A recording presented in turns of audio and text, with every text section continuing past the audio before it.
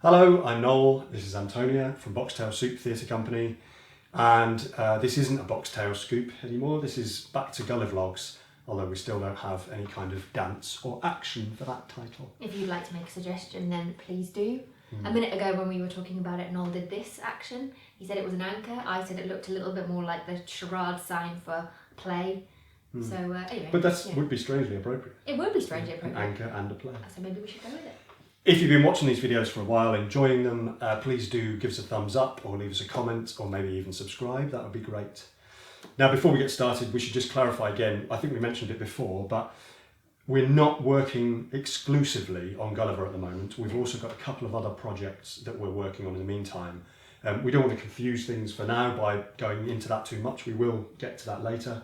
But if it seems like progress is a bit slow and steady on the Gulliver making stuff, that's why we're splitting our time between a few different things. So this week for Gulliver, I've been looking at the monkey puppet, our little monkle here, and thinking about a different kind of body for him. So at the moment, as you would have seen before, he's fully made of, if I put him here, do you think that'll be? He's fully made of papier-mâché and card. He has a nice movement. He had a better movement, in fact, before we coated him in papier-mâché, where he got a little bit bent out of shape. And he, his arms are sweet, but he doesn't really land cleanly anymore, does he, with his feet? We could probably fix that, but we wanted to give it a try using different materials, so I decided to try doing a fabric body. So I just used an old sheet and have made this, which actually I'm really pleased with it. It works really well. I've put coins in the feet and a bit of cardboard in the feet to give them a bit of weight so that when they land, they land nicely. It really helps that, doesn't it? It gives it that impact and makes them feel like they've got a weight of their own when they land. And then he's got the same sort of arm idea that the other one has. And you'll see on each of the limbs that there's a fabric brace so that they don't bend the wrong way, which helps. I mean, this guy, he's got the same thing, just with gaffer tape on the back of the cardboard. I like the fact that with the fabric, I've been able to attach the feet separately, so they have their own ankle movement, which I think really helps with that nice jump. Yeah, it does. Both when he's taking off and when he lands. But it makes him look like he's actually pushed off and leapt up. Yeah, so obviously this is currently headless, although a minute ago I did try and balance that head on top of it and it looked quite sweet. I'm not sure I can do it. Do you want me to, if I hold the body? I don't think so, no. Because it's sort of awkward. But I think we could be spending hours trying to get it to look right. But I'm going to actually try and make a fabric head, I think, to go with this body to see whether that will work. Although I'm a bit apprehensive about that, I think that's going to be quite challenging. I've made fabric animal heads for puppets for the Wind in the Willows, where I made a mole and a mouse and a rat and a badger. But I haven't tried something like a monkey. It's the sort of that nose bit that I'm not quite sure how to go about doing, but I'm going to give it a go anyway, see what I can come up with. And then we can decide really which one we prefer, whether we want to use all fabric, or whether we want to put this head on this body, which could work because we'd attach it with ribbon sewed on, like our frog puppet for Little Grim Tales is made a bit like that. So that's where I've got to with that monkey puppet. I love his little toes and everything. I love the little detail of his little toes and little fingers. Yeah, he looks great. I think it looks great. Thanks. Yeah. Before I mention this, do you want to just explain? Oh yeah, so we said last week, I think, that we'd had a few different ideas for the horse puppet, the Houyhnhnm, and I did a very, very rough abstract sketch of one of our ideas, which you can see on the screen now. The idea we were talking about was potentially if the horse was sort of almost hidden within a sail or a flag on the ship, what that could then look like. So you'd have this sail or flag present on the stage throughout the whole show potentially, and only at the point when this Houyhnhnm, this horse, appears, would it then kind of come almost through the fabric of the...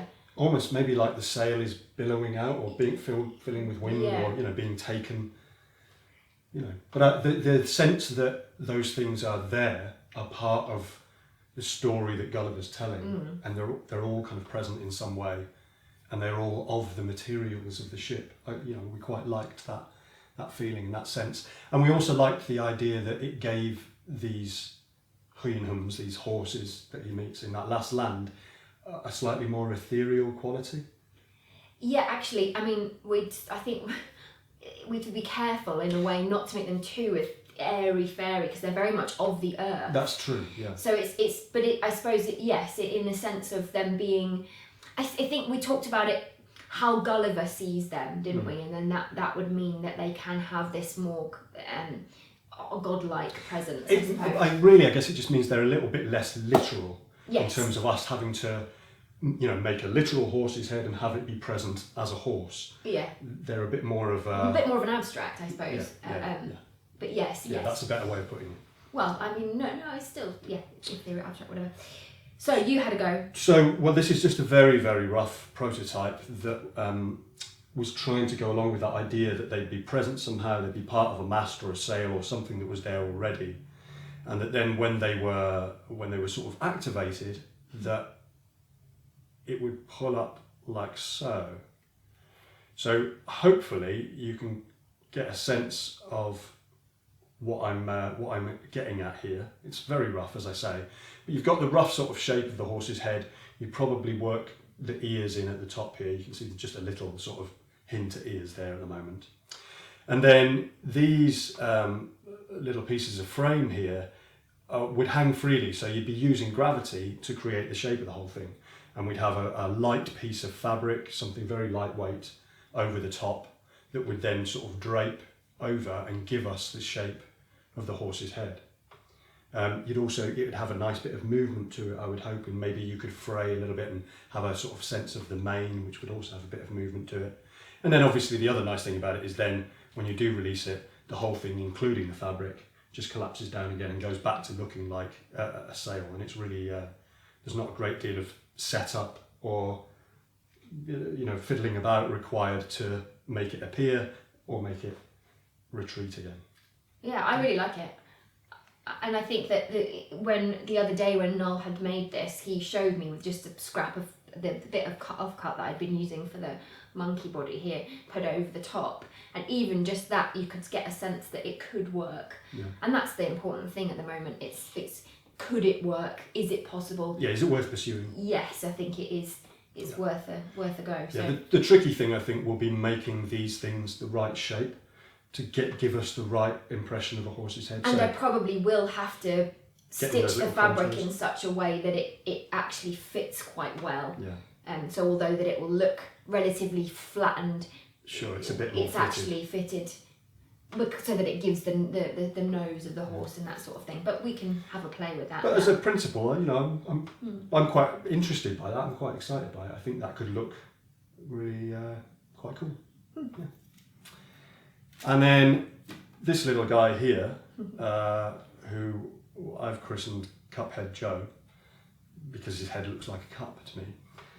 You can only see that if you look at it from the side. There you go. He's not related to Gulliver, in fact. We are also, like we said, we're working on a few different things. One of those things at the moment is we're preparing for a workshop.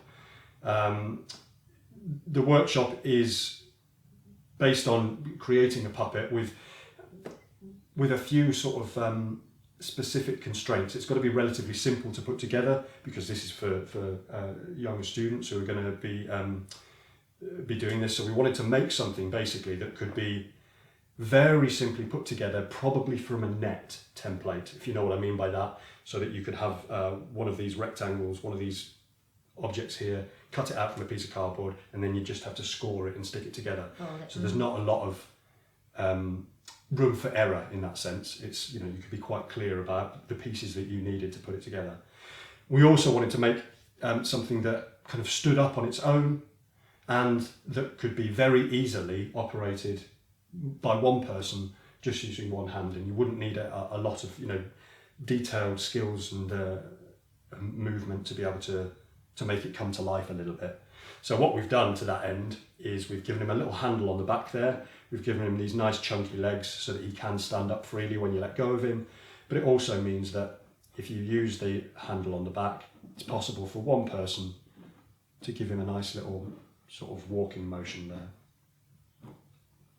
And then you can just pop him back on his feet and he stands freely again. And actually, surprisingly, he's got a little bit of range of movement in the head as well. Not a huge amount, because again, we wanted the head to be able to sit and remain there. The arms are much like the monkey's, very simple, so they can just hang as they are.